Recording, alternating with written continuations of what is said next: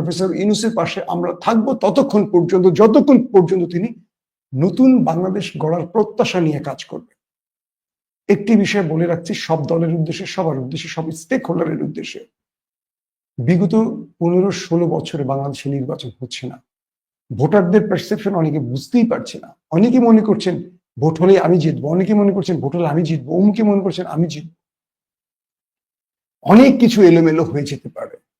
আমরা যারা সাংবাদিকতা করি, আমরা চায়ের দোকানে বসি, কথা বলি, মানুষের অবস্থা দেখি, ফেসবুকে পোস্ট করলে বিভিন্ন আমার সমর্থিত দলের লোকদের কমেন্টের অ্যান্সার দেখি, তো অনেকের ভোট কেটে গেছে, অনেকের ভোট এদিক ওদিক হয়ে গেছে।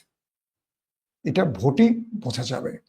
অতএব ছোট দল, বড় দল, মাঝারি দল, কেউ অহংকারী হবে না। জনগণকে নিয়ে কাজ করতে চাইলে আগাতে পারবেন। আর যদি মনে করেন ক্ষমতার রাজনীতি কেবল করবেন, তাহলে জনগণ নাও বলে দিতে পারে, কারণ জনগণ খুব অ্যালার্ট এবার।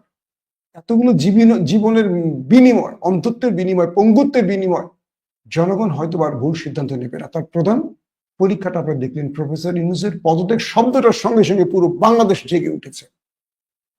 পুরো বাংলাদেশ প্রফেসর ইউনূসের পক্ষে জেগে উঠেছে। একটু সোশ্যাল মিডিয়ায় নজর রাখেন, তাহলে বুঝবেন মানুষ কি চায়।